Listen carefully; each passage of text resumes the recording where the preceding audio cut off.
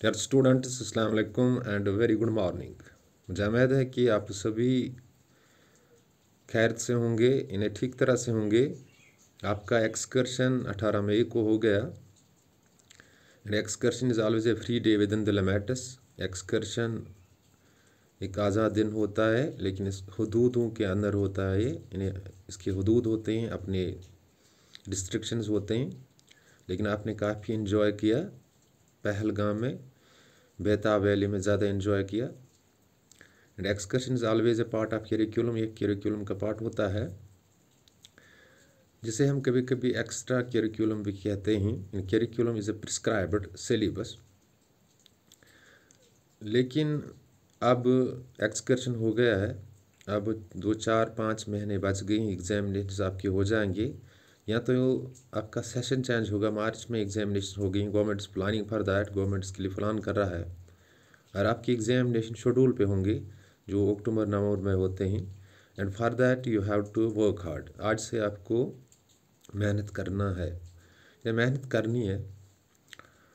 इसके लिए क्या करना है, हर एक सब्जेक्ट को टाइम देना है, चाहे मैथमेटिक्स हो, चाहे सोशल साइंस हो, चाहे साइंस हो, इंग्लिश हो, Urdu, all subjects are important. पर जितने भी सब्जेक्ट्स हैं ये बहुत इंपॉर्टेंट हैं।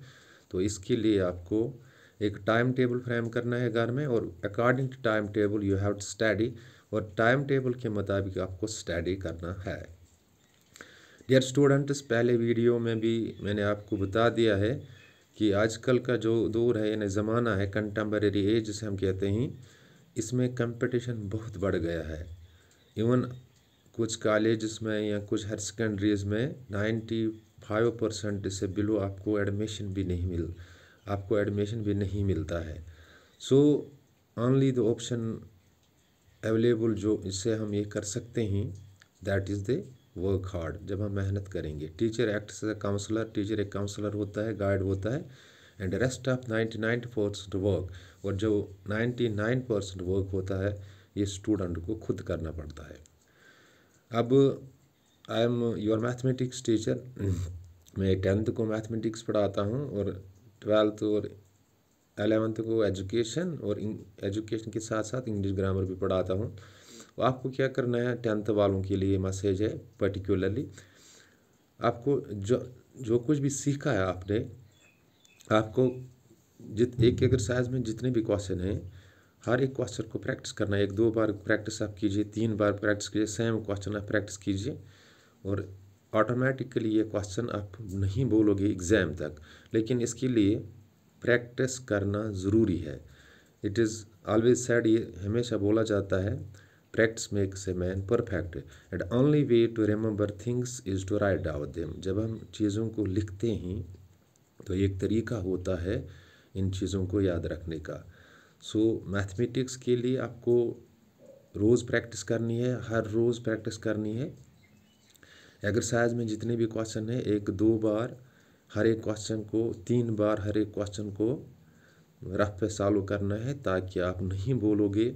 जहां आपको डिफ़िकल्टी महसूस होगी, you can call a teacher, आप टीचर को भी बता सकते हैं। इवन आपके पास जो नोटबुक होती है, जो आप नोटबुक मेंटेन करते हो, इस पे भी देख सकते हो, या आपके पास कोई रेफरेंस भी होती है, इस पे भी देख सकते हो।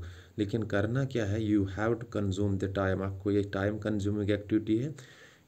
ये वो काम है जिसमें आपको टाइम लगेगा, लेकिन आपका आने वाला कल जो होगा ये शानदार होगा।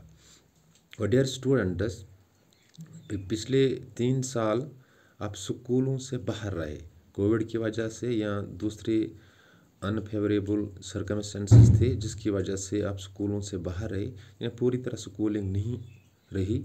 एक ही मोड रहा स्कूलिंग का, दैट्स ऑनलाइन मोड। और कई जगहों पे कम्युनिटी क्लास चले, जहाँ पे नेटवर्क मौजूद नहीं था। So you remained of from the offline mode for about 3 years। 3 साल तक स्कूल में नहीं रहे, आपका काफ़ी एकेडमिक लॉस हुआ है, और ये लॉस हम कंपनसेट कर सकते हैं। इसको हम फिर से मुकम्मल कर सकते हैं, इस लॉस को हम फिर से दोबारा कंपनसेट कर सकते हैं। लेकिन इसके लिए क्या है, सिर्फ मेहनत करनी है, एक्स्ट्रा टाइम देना है। आप जब टाइम टेबल फ्रेम करोगे, टाइम टेबल में आप गेम्स के लिए भी कुछ वक्त स्पेयर करोगे। For that you have, when you prepare time table, जब आप टाइम टेबल प्रिपेयर करोगे तो गेम्स के लिए भी कुछ टाइम निकालना है। When you remain physically sound, जब आप फिजिकली साउंड रह जाओगे तो आप मेंटली भी साउंड रह जाओगे। लेकिन ज़्यादातर वक्त खेलों के साथ रहना, this is not a very good thing, ये अच्छी चीज़ नहीं है। तो कुछ टाइम गेम्स को देना है, खेलों को देना है, बाकी जो टाइम है वो किताबों के साथ रहना है अगर आपको आगे बढ़ना है।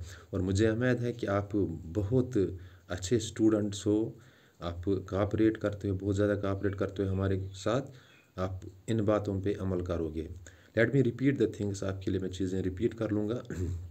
18 मई को आपको एक्सकर्शन हो गया and we kept your demand alive, or we can say we decided to go for an excursion on 18th of May on your opinion, on your view। तो इसके बाद तो एकेडमिक्स का जो सिलसिला है वो फिर से जारी है। तो फ्री डे आपका गुजर गया, एक्सकर्शन डे आपका गुजर गया, आप किताबों की तरफ ध्यान देना है।